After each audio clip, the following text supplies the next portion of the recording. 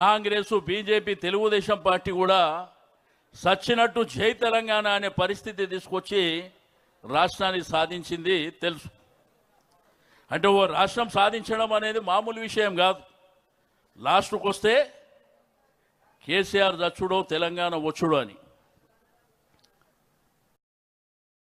Khammam jail అలుగునూరి చౌరస్తా నుంచి వారిని అరెస్టు చేసి ఖమ్మం తీసుకుపోయి ఖమ్మం జైల్లో పెట్టి అక్కడి నుంచి నిజాం కాలేజ్. కానీ కొంతమంది నిన్న మొన్న మాట్లాడే మూర్ఖులకు చరిత్ర తెలియదు. ఎట్లా మూర్ఖంగా మాట్లాడుతున్నారంటే, బిడ్డ మీ ఉన్న పదవులే కేసీఆర్ పుణ్యం రా బిడ్డ, అది గుర్తుపెట్టుకోండి. ఈరోజు ఈ ప్రభుత్వం ఉంది, దాని మీద గద్దెనెక్కినటువంటి నాయకులు అంటే అది కేసీఆర్ భిక్షరా నా బిడ్డ, గుర్తుపెట్టుకోండి. నిన్న మొన్న చరిత్ర లేకుండా మాట్లాడుతున్నటువంటి వాళ్ళు మీ గుండె మీద చేతులు వేసుకోండి. ఈరోజు సెక్రటరియట్ బాగలేదు, ఇక్కడ ఉన్న కమాండ్ కంట్రోల్ బాగలేదు, ముఖ్యమంత్రి గారి ఇల్లు కూడా బాగలేదు అన్నటువంటి మూర్ఖుల రాడ ఎందుకు కూర్చుంటుర్రా మీరు? ఒక్కసారి చెప్పవలసినటువంటి అవసరం ఉంది. అవి పనికిరాని అయితే దాంట్లో పోయి ఎందుకు కూర్చుంటురు మీరు?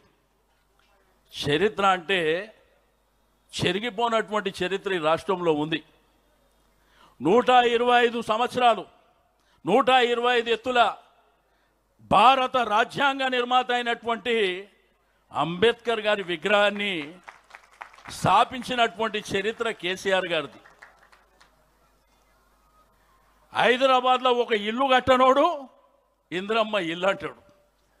ఆ రోజు కట్టిన డబల్ బెడ్రూమ్లే మీ గత అవుతున్నాయి కదరా బిడ్డ, అది గుర్తుపెట్టుకోవాల్సినటువంటి అవసరం ఉంది. ఆ రోజు మనం అన్నాన్ని ఏమంటాం? రాష్ట్రంలో అన్నపూర్ణ అని చెప్పి పిలుస్తాం.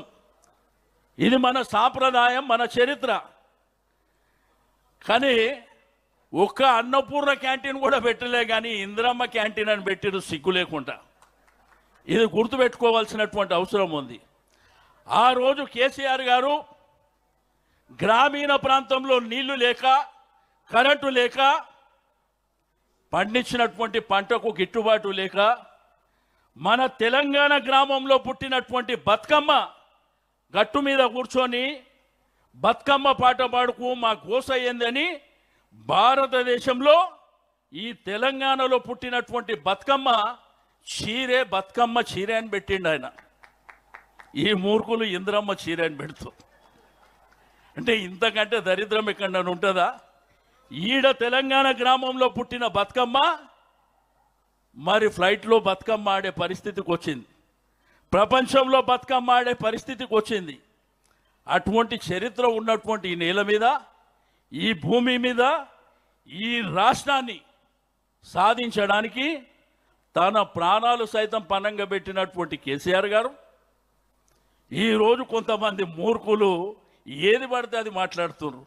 నువ్వు వేసుకున్న కుర్చీ, నువ్వు కూర్చున్న కుర్చీ అది మా భిక్ష అనేటువంటి విషయాన్ని కూడా మర్చిపోయి, నేనేమంటే సాంప్రదాయం మంచిగా ఉండాలి. తెలంగాణ సాంప్రదాయం అంటే, ఆ రోజు తెలంగాణ రాష్ట్రం సిద్ధించిన తర్వాత కేసీఆర్ గారు నిండు శాసనసభలో సోనియా గాంధీ గారికి ధన్యవాదాలు చెప్పిండు. సోనియా గాంధీ గారికి ధన్యవాదాలు చెప్పడానికి కారణం ఏంది?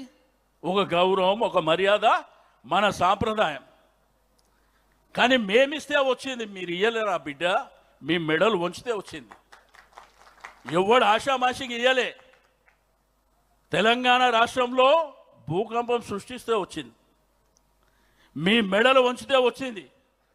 మంత్రులని, ఎమ్మెల్యేలని గ్రామాలలో తిరగనీయకుండా ఈ రాష్ట్రాన్ని స్తంభింపజేస్తే సచ్చినట్టు తెలంగాణ రాష్ట్రం వచ్చింది అనేటువంటి విషయాన్ని మీరు మర్చిపోవద్దని చెప్పి నేను ఈ సందర్భంగా తెలియజేస్తా ఉన్నాను.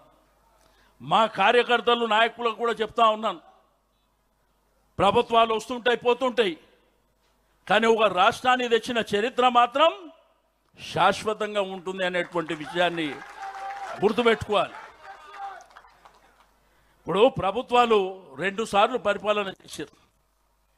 2 సార్లు కేసీఆర్ గారికి ఉన్నటువంటి ఆలోచన విధానం, నీళ్లు, నిధులు, నియామకాల మీద ట్యాగ్ లైన్ పెట్టుకున్నటువంటి పోరాటం ఆయన ముఖ్యమంత్రి అయిన తర్వాత దాన్ని ఆచరణలో చూపించండి.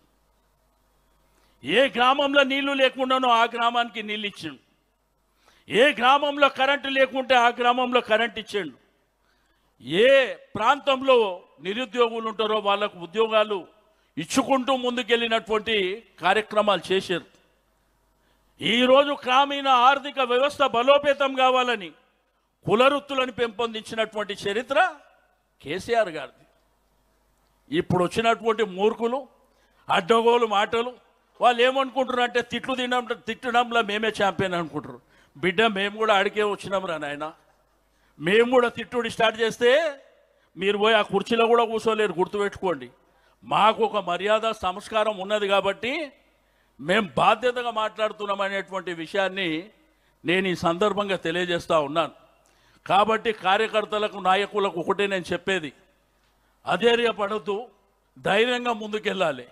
2001లో ఒక రాష్ట్రాని కోసం పోరాటం చేసినటువంటి కేసీఆర్ గారు అధైర్యపడినుంటే 14 సంవత్సరాల వరకు పోరాటం చేయకపోయినుంటే ఈ రాష్ట్రం వస్తుండేనా? కాబట్టి నీళ్ళేవే పాలేందో ఈరోజు ప్రజలకు అర్థమైంది. మా చెల్లె పావని చెప్పింది,